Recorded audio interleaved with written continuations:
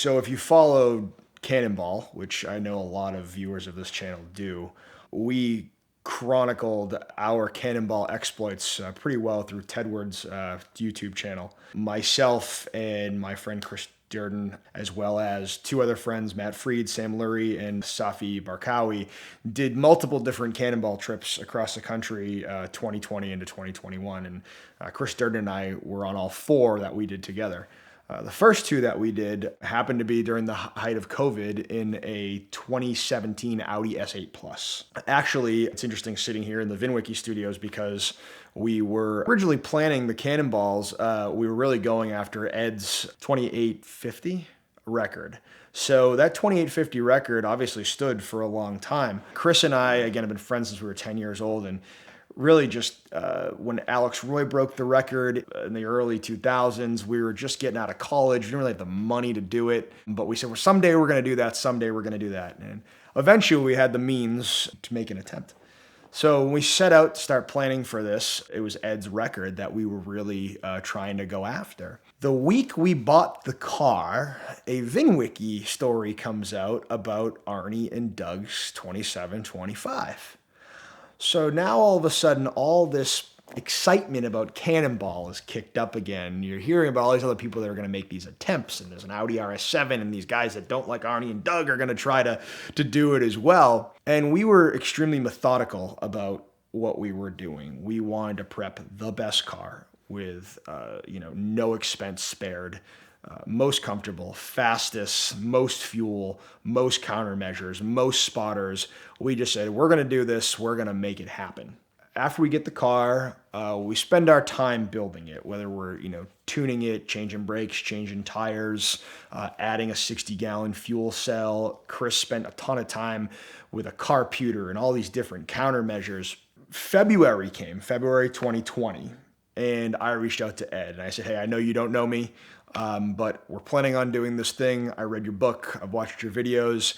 I have no idea how to let someone know we're actually doing this, and we want to do it in a legit way. And oh, by the way, we know how important tracking this is. What do we need to show, and who do we need to show? So we go about building this Audi S8. We go and we do 2 runs. We missed the record by 5 minutes the first time. We missed it by like 45 minutes the second time due to a bunch of problems. We decided to sell the car. So, you know what? At this point, the record, Arnie and Doug had reset the record at the 2539. And we're like, this car is just too big, too fat, too heavy.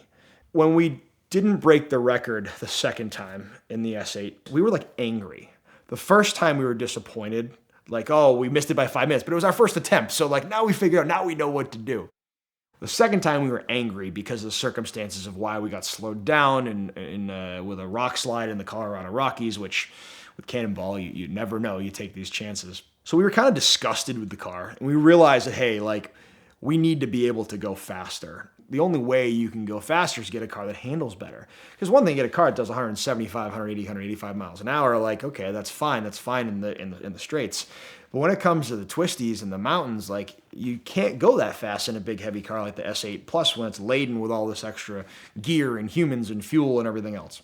So when we initially did all of our research trying to decide on a vehicle to take across, we kept ruling out the M5 competition because it didn't have air suspension. But the more research that we did, the more we realized, well, the GVWR of the car should be able to handle that additional weight in the back of the fuel cell. So maybe when it's fully laden with fuel, it won't be the best, but hopefully we can time it that we're in these twisties when we're running a little bit of a lower fuel situation. It's kind of like in a Formula One car or any other race car, the lap times get faster as you run out of fuel, right? So we're kind of trying to time things from a twisties standpoint of, okay, maybe we'll be out of fuel, we'll be out of heavy fuel at that point, it won't really matter. The other piece was that with the Audi S8, the brakes. First run, we were through a set of brakes with 800 miles to go. Like, we just weren't stopping anymore. Second run, we were on a set of Giro disc rotors and pads, which actually worked out really well, but they still were fading as time went on. So from a weight and braking standpoint, it just wasn't the right car anymore. And we knew if we were going to break 2539, the only way to do it was in something that handled better, was faster, and could brake better and would last longer from a braking standpoint. essentially, we decided to sell the car. Now, at this point, this car has been through two extremely harsh cross-country trips. It had been in an accident prior to us purchasing it, so it didn't have the best history to start. Then we had an issue going across country where something came up from the roadway and took out the radiator, AC condenser, front grille. It just destroyed the nose of the car for $15,000 worth of damage. We got all that fixed before our second run. Went across the country again, bring the car back, and I'm like, you know what, I'm going to sell the car. We sell it to a local dealer who sells it to allegedly a drug dealer. Thankfully, they buy a warranty.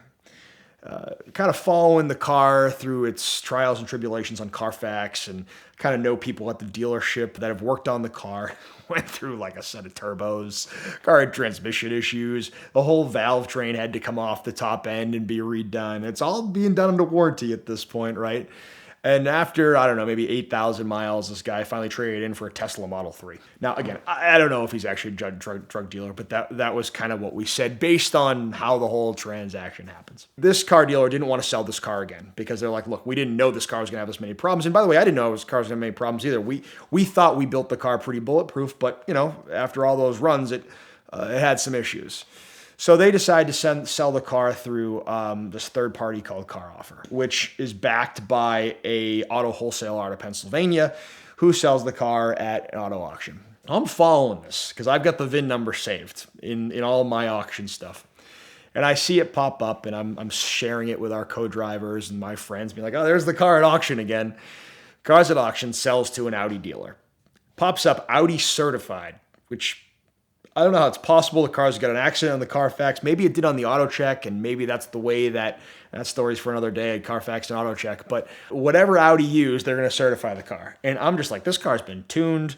It's got a bigger intercooler. I mean, it's got gyro disc brakes. Like, this car shouldn't be Audi certified. Well, a month later, I see the car back at the auction with the same seller. So that dealer must have realized after looking at the car, oh, we can't certify this car, and it's not as described, so they send the car back. 3 weeks go by, the car sells again at auctions at another Audi dealer in the Northeast. So I'm like, oh man, Audi certified again. Holy crap. A month later, car's back at the auction again, ends up at some, dirt lot in New Jersey. And at that point, it was on for sale in their lot for maybe a couple months, ends up selling at some point in mid-2021. So I've followed the car a bit. It's had regular service over the last year that shows up on Carfax. I think it's got about, 20,000 more miles on it from when I traded it in. But I can only imagine someone that might watch this or Google the VIN or actually try to look up the history of this car and see what the history of that car. Actually, I bought one of Ed's for VINwiki's Cannonball stickers, one of the smaller ones, and it's under the trunk pad. So if someone ever pulls the trunk pad off, they would see the Cannonball sticker on it. So, if you've got a black Audi S8 2017, you might want to check under the trunk pad.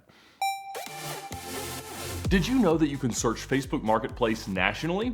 AutoTempest has a tool for that, but there's a couple tricks that you need to know. By now we all know that AutoTempest is the most powerful way to shop for your next car because they allow you to compile the results from all the major listing sites into one place. But after you perform one of their nationwide searches, scroll down to these links and click on the Facebook button. Now, once you've set your results to nationwide, you can follow their instructions and it will allow you to not just limit your search to 100 or 500 miles like Facebook lets you do through their site or their mobile app, but they'll let you instantly open tabs to the entire country and help you to find exactly the car that you're looking for. I just used it to find the cheapest Ferrari GTC4 Lusso on the planet, and I traded the CarTrek R8 for it. You never know where the perfect car for your search is hiding, but we do know that AutoTempest is the best way to track it down.